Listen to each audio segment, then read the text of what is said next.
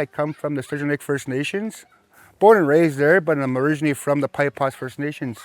I grew up with with the First Nations way of life, with the language and also all of the culture, living off the land. I ski here, that's how I grew up. And so I understand that you yourself are an educator now. You Yes, teach the language, the culture. yes, I'm currently in Ochapo's First Nations. I teach there at the school, kâniyâsihk. I teach the Cree language and culture there. Terrific. Yeah. And so, what has that experience been like? Oh, it's I've been doing this kind of work since I was just a young teenager, helping out kids, teaching kids. I was a motivational speaker for a while there, about teaching about the land and also how this way of life saved me. Yeah, throughout the the just the troubled life of a young First Nations man, living to so close to a urban setting, with all the gangs, drugs, and alcohol. And but then my family, my late dad, my late mom, there, Howard Walker and Elaine Walker, they passed away about 2 years ago. But they're the ones that really showed me this way of lifestyle. Like my dad, Howard Walker, he was a well-known speaker across at Turtle Island, not only in the POW circuit, the round dance circuit, but also motivational speaking. Me and him were working with we were both actually on the national board for the Thunderbird Partnership Foundation. Yeah. And do you find that things have changed at all in terms of language learning, number of people you see speaking it since your childhood to now? Yes, it is a very there is a very big change to it, but also at the same time, me being an old time speaker from learning from the old ways, is at the same time it's kind of hard for our kids to learn nowadays because there's so much there's so much internet, like all the iPads and stuff like that that they're really stuck on. But then doing stuff like this, like like bringing your kids here to a camp like this is the way they learn. Because there is no cell service in this bush right now, and this is the first time I actually seen the kids actually play around and being more involved, watching those ladies make bannock or working on the highs. They're really engaged, and then they're actually learning that way. See, this is what we need to start doing with all of our kids, is to bring them back to the land, Nêhiyawêwin.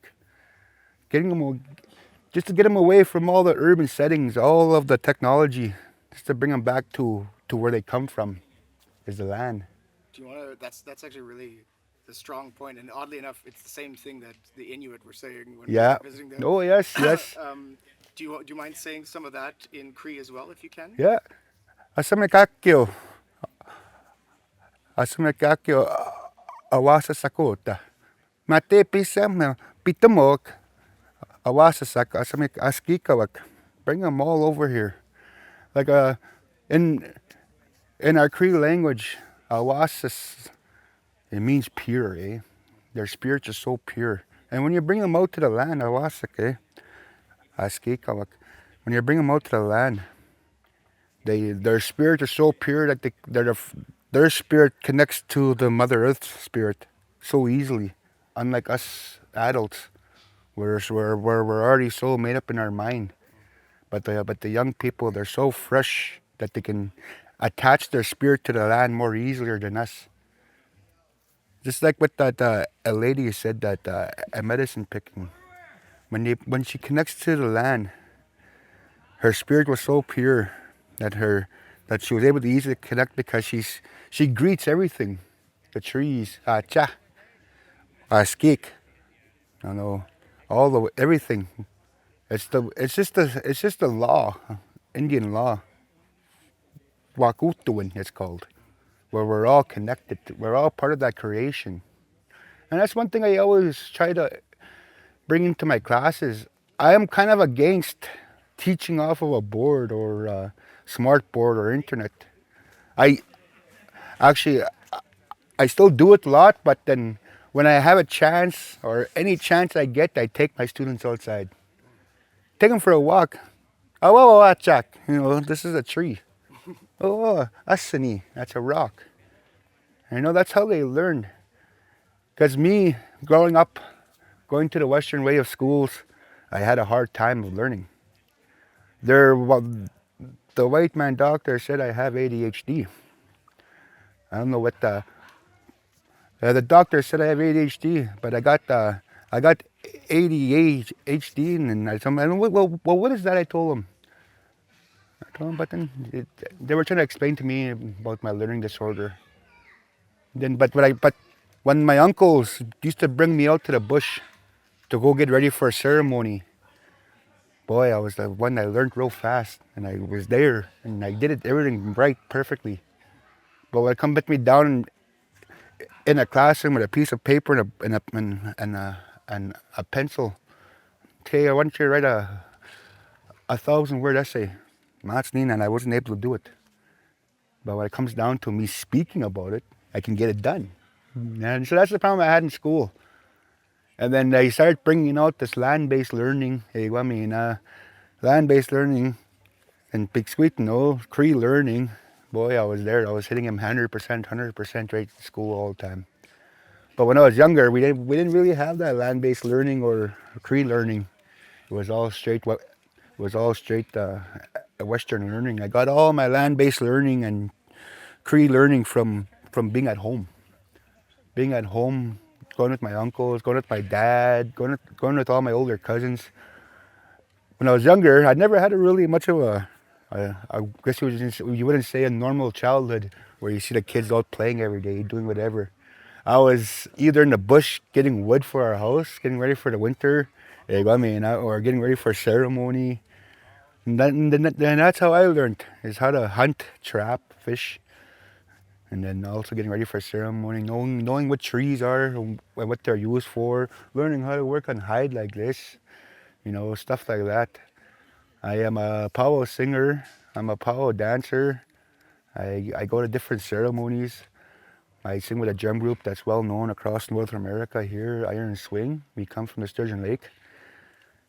Stuff like that is how I connect with the kids.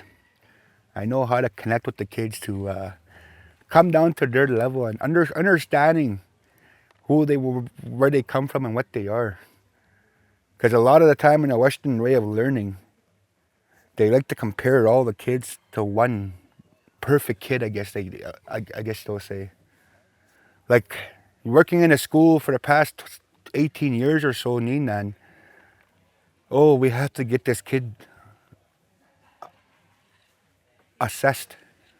We have to hire somebody. They have to hire a white man to come in and then watch my kid and see it, and then look in his big book and say, "Oh yeah, here it is, page 22.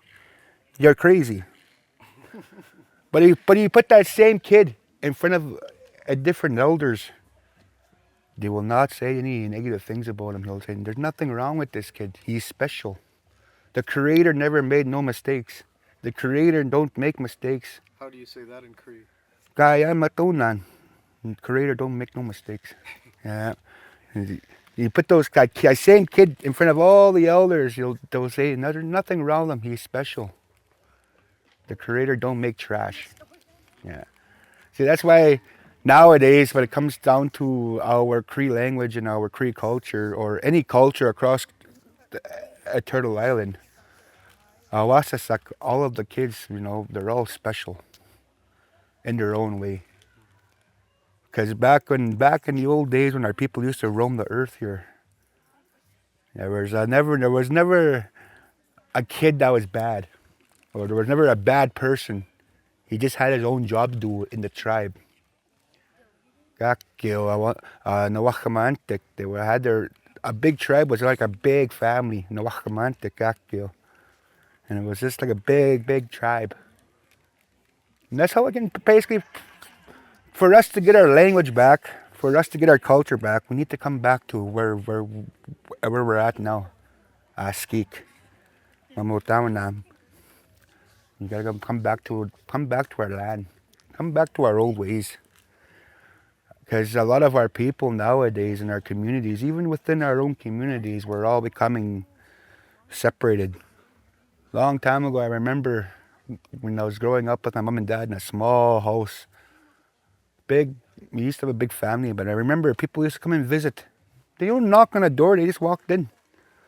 And they'll come and sit they'll come and sit at the table. And right away, my mom will have tea and bannock or something there ready for them to eat. Nowadays, you see somebody pulling up into your yard. Who in the hell is that? What the hell does he want? We don't visit no more. Yeah, you have to text somebody or call somebody. Can I come visit you? Like, long time ago, you used to just walk into anywhere, any house along the cabin trail here, along the river. You walk in, you walk in, and they'll look after you. That we're all part of that creation.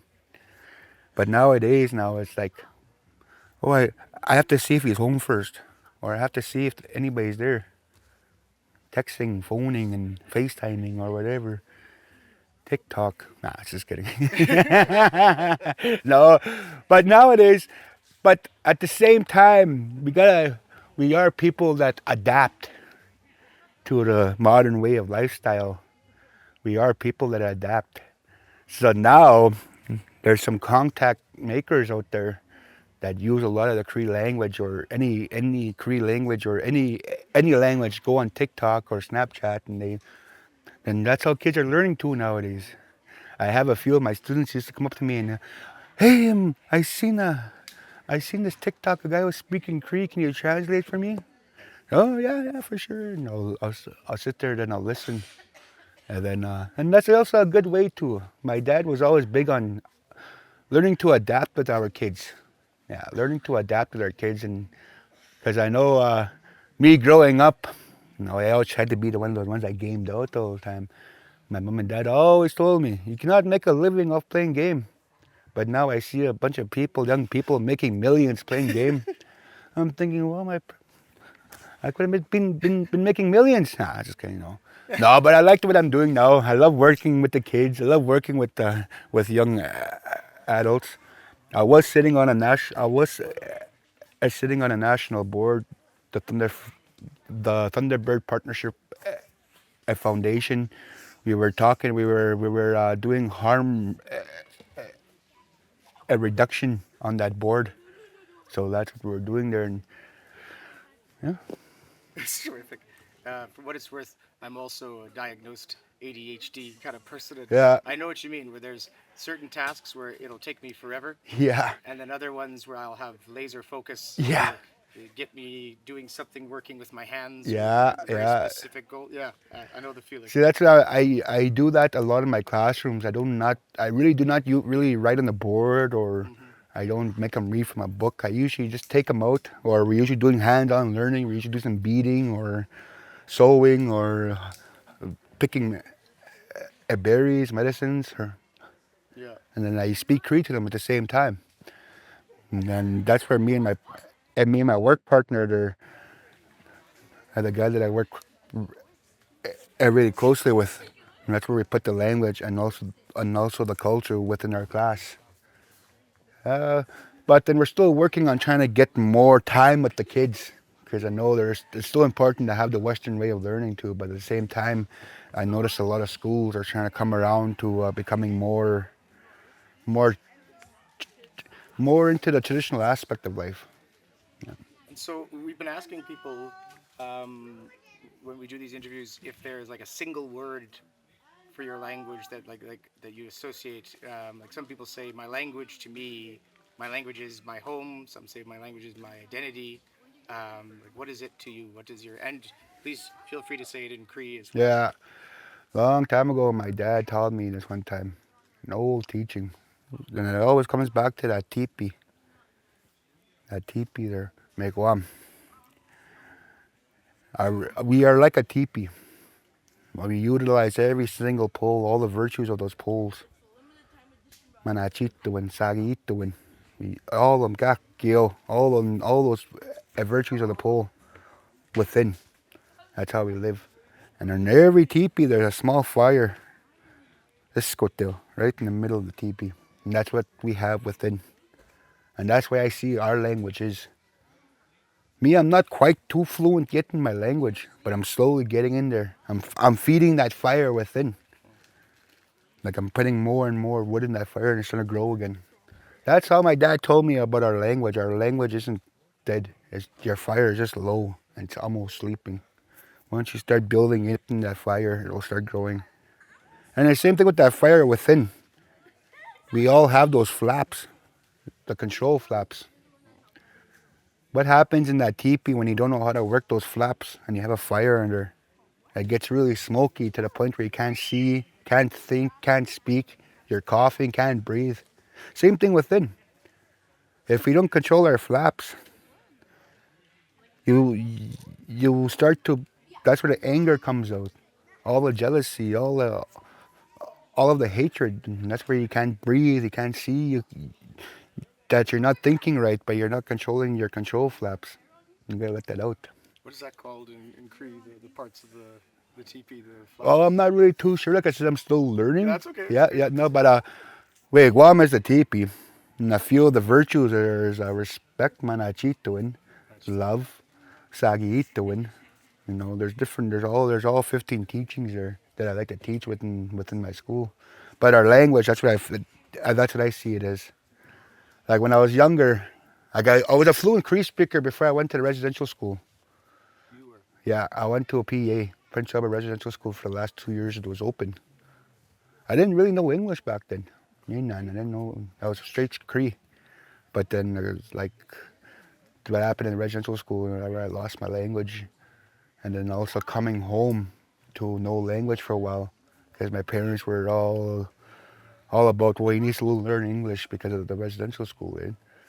But an old lady from Whitefish First Nations, she said to me, I went up there, Kukum, I don't know, I started learning my language more. I want to speak my language more. What do I do?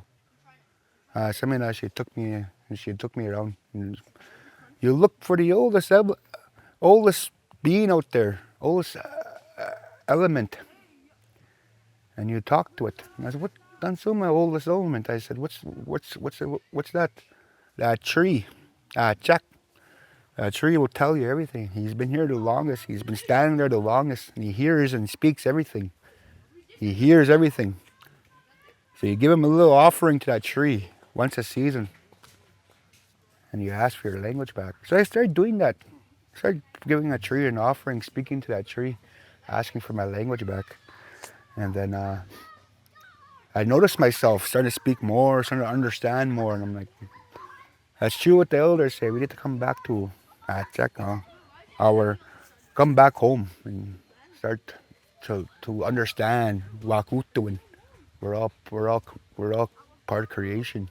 We're all connected, and that's what I try to live my life as. I'm still learning.